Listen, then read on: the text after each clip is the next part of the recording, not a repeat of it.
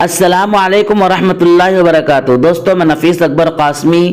جب کسی کے یہاں کسی کا انتقال ہو جاتا ہے تو اس کے گھر کھانا نہیں بنتا ہے، اس کے اڑوس پڑوس یا اعزاء و اقارب ان کے یہاں کھانا پہنچاتے ہیں۔ کچھ لوگ کہتے ہیں کہ 3 دن تک کھانا ان کو نہیں بنانا چاہیے، ان کو 3 دن تک کھانا پہنچایا جائے، اور کچھ لوگ ان کے یہاں کھانا نہیں کھاتے ہیں۔ کیا صحیح ہے اور کیا غلط ہے؟ اس سلسلے میں علماء کرام اور مفتیان اعظام کیا فرماتے ہیں؟ چنانچہ کسی عورت نے دارالعلوم دیوبند سے اسی سلسلے میں مسئلہ پوچھا ہے، آئیے ہم دیکھتے ہیں۔ سوال: ہمارے یہاں کسی کے فوت ہونے پر جنازہ اٹھنے کے بعد آنے والے سب مہمانوں کو کھانا کھلایا جاتا ہے، جس کا انتظام میت کے قریبی عزیز کرتے ہیں اور ایسا 3 دن تک کرتے ہیں۔ اس کھانے کو کھا لیا تو کفارے کا کیا حکم ہے؟ ایک جگہ پڑھا تھا کہ میت کے گھر کا کھانے سے دل مردہ ہو جاتا ہے۔ ارادہ کیا جو بھی ہو جائے کسی میت کے گھر کھانا نہیں کھائیں گے۔ ایک بار جن کو کھاتے دیکھا تو دل میں خیال آیا کہ اس سے تو دل مردہ ہو جاتا ہے، یہ کتنے شوق سے کھا رہے ہیں۔ ان کو معلوم نہیں کہ کبھی مناسب موقع پر باتوں میں ذکر کر دوں گی، لیکن چند ماہ بعد انہی کے گھر فوتگی ہونے پر جانا ہوا اور بھوک نہ ہونے کے باوجود کھانا کھانے بیٹھی۔ جنازہ ظہر کے بعد تھا تو میت کے لواحقین نے دور سے آنے والوں کے لیے اپنے خرچ سے ناشتے کا بھی انتظام کیا تھا۔ ناشتہ کرنے کی بھی غلطی ہوئی، جبکہ کچھ کھانے کا ارادہ نہیں تھا۔ کیا کیا جائے؟ اب اکثر معاملات میں ایسا ہوتا ہے کہ جس چیز کو برا اور نامناسب سمجھتے ہیں، دوسروں کو مبتلا دیکھ کر اچھا نہیں سمجھتے، نہ چاہنے کے باوجود خود اس میں ملوث ہو جاتے ہیں۔ ایسا کیوں ہوتا ہے؟ دارالعلوم دیوبند کے مفتیان کرام نے جواب دیا ہے، بسم اللہ الرحمن الرحیم: میت کے گھر کا کھانا کھانے سے دل مردہ ہو جاتا ہے، یہ بات ہماری نظر سے کہیں نہیں گزری۔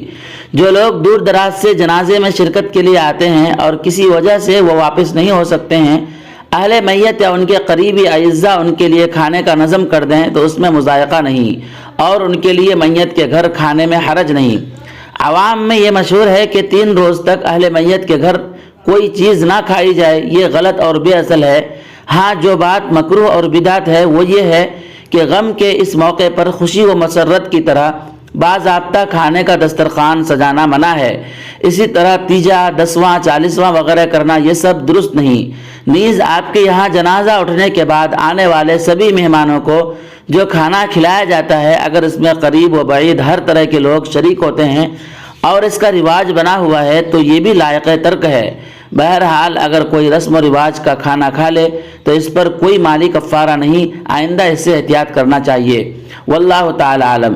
جس گھر میں میت ہو جائے ان کے پڑوسیوں اور رشتہ داروں کے لیے مستحب اور باعث اجر و ثواب ہے کہ میت کے گھر والوں کے لیے اس دن 2 وقت کے کھانے کا انتظام کریں اور خود ساتھ بیٹھ کر اصرار کر کے ان کو کھلائیں، اور ضرورت ہو تو 3 دن تک کھانا کھلانا بھی جائز ہے۔